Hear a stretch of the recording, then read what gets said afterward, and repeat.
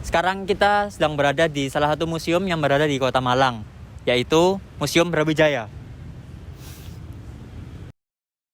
Museum Brawijaya diresmikan pada tanggal 4 Mei 1968. Museum ini terletak di Jalan Ijen nomor 25A, Kota Malang. Pada halaman depan, terdapat 2 buah tank buatan Belanda dan Jepang, sebuah meriam, dan sebuah senjata penangkis serangan udara atau PSU. Kemudian, terdapat juga patung Jenderal Sudirman beserta data pribadinya, dimaksudkan untuk mengabadikan dan mengenang jasa-jasa beliau. Harga tiket masuk museum ini sebesar Rp5.000. Pada ruang lobi, terdapat sebuah mobil sedan yang digunakan oleh Kolonel Sungkono sebagai kendaraan dinas. Museum ini memiliki 2 ruang koleksi. Pada ruangan di sebelah kanan, terdapat benda-benda koleksi dari tahun 1945 sampai 1949, mulai dari peta perang, persenjataan, mata uang Jepang zaman dahulu, pakaian Jenderal Sudirman, serta terdapat banyak lukisan peristiwa penting pada masa tersebut. Salah satunya yaitu pertempuran 10 November di Surabaya. Pada ruangan satunya, terdapat benda dari 1950 sampai 1976, seperti foto Kota Malang pada saat itu, atribut pertempuran di Irian Jaya, serta komputer yang pertama kali digunakan oleh Jawatan Keuangan Kodam 8 Brawijaya. Pada halaman tengah, terdapat salah satu dari 3 gerbong maut yang digunakan Belanda untuk mengangkut tawanan, dan perahu segigir yang digunakan dari Madura menuju Probolinggo pada November 1947.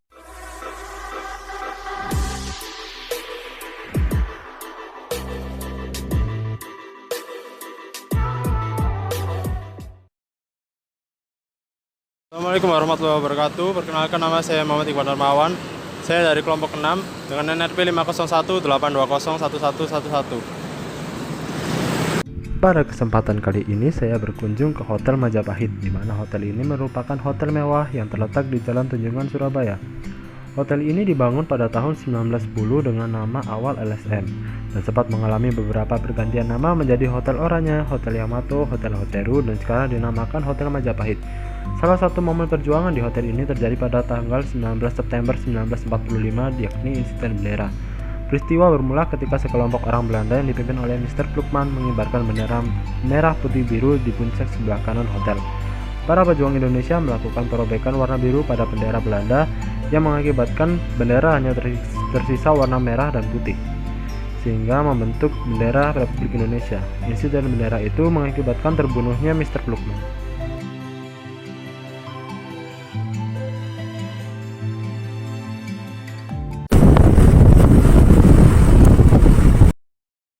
Saya Raybonda Renaldi Winarko. Saat ini saya sedang berada di salah satu ikon Kabupaten Kediri, yaitu Monumen Simpang 5 Gumul.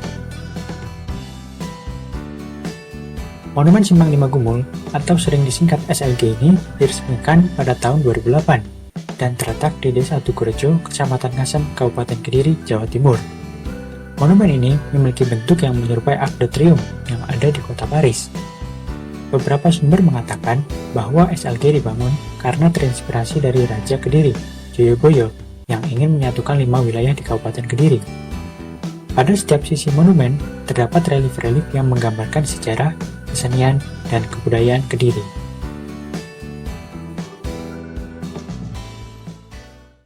Hai semuanya, saya sedang berada di Monumen Perjuangan Rawagede.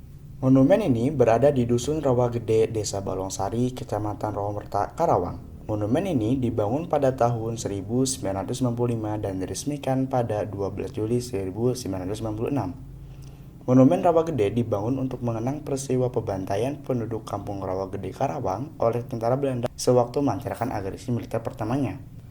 Bangunan monumen melambangkan tanggal kemerdekaan Republik Indonesia dengan anak tangga berjumlah 17 melambangkan tanggal 17, dendah bangunan lantai dasar bersegi 8 melambangkan bulan 8, bagian puncak berbentuk piramid yang terbagi 4 setinggi 5 meter melambangkan tahun 1945.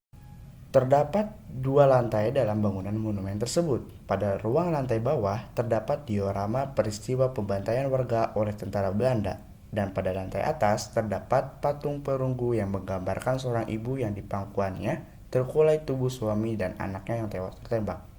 Dan terdapat tulisan puisi Karawang Bekasi karya Khairil Anwar di atas patung tersebut. Di belakang bangunan monumen tersebut terdapat halaman pemakaman 181 dari 413 warga yang gugur dalam peristiwa Rawagede.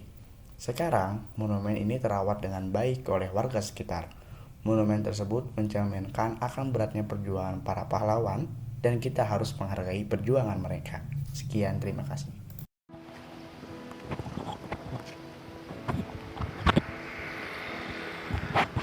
Baik, sekarang saya sedang berada di Monumen Patung Mulyadi, di mana monumen ini dibangun untuk mengenang para pahlawan yang telah gugur melawan pemberontakan PKI pada September 1948. Monumen Patung Mulyadi ini tepatnya berada di Jalan Mastrip, Kota Madiun, atau di sebelah barat SMA Negeri 1, Kota Madiun. Mulyadi adalah salah satu prajurit TRIP yang gugur di halaman markas pada tanggal 21 September 1948 karena serangan PKI di Kota Madiun. Serangan ini dilakukan saat fajar, saat di mana sebagian besar anggota TRIP tentunya belum siap menghadapi bahaya. Mulyadi sosoknya ini kemudian diabadikan dalam bentuk monumen patung.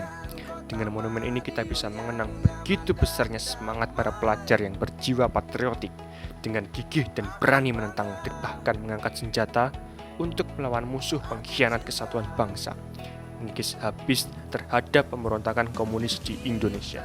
Kita sebagai pelajar tentunya harus bisa menanamkan semangat juang membela bangsa dan negara seperti para pelajar TRIP ini. Perkenalkan, saya Muhammad Fajar Alfian dengan NRP 5020201205 dari kelas Kewarganegaraan 25 kelompok 6. Saat ini saya berada di dalam Museum Mula Warman. Museum Mula Warman adalah museum yang berada di Provinsi Kalimantan Timur, atau lebih tepatnya berada pada Kota Tenggarong. Museum ini merupakan museum ilmu pengetahuan. Dulunya museum ini adalah Istana Kesultanan Kutai Kartanegara yang dibangun pada tahun 1936. Tempat bersejarah ini mulai dijadikan museum sejak tahun 1971 hingga sekarang. Dalam Museum Mula Warman, banyak benda bersejarah yang dapat ditemukan, mulai dari senjata-senjata daerah ataupun senjata peninggalan Belanda. Singgasana raja dan permaisuri bekas kesultanan juga dapat ditemukan. Terdapat juga baju adat daerah, mata uang dari zaman penjajahan Belanda, dan mata uang zaman dahulu. Banyak hal-hal bersejarah yang dapat ditemukan. Museum ini, jika terlihat dari luar, memang masih dalam keadaan yang terjaga dan baik. Namun sayangnya saat ini ada beberapa ruangan yang tidak memiliki pencahayaan yang cukup. Bahkan ada ruangan yang tidak memiliki lampu. Museum Mula Warman terdiri dari 2 lantai, yang dimana lantai atas berisikan koleksi peninggalan bercorak kesenian, di lantai bawah berisikan koleksi-koleksi keramik Cina. Pada zaman sekarang, museum ini mulai terlihat sepi, hanya ada beberapa anggota keluarga saja yang datang ke Museum Mula Warman saat hari libur.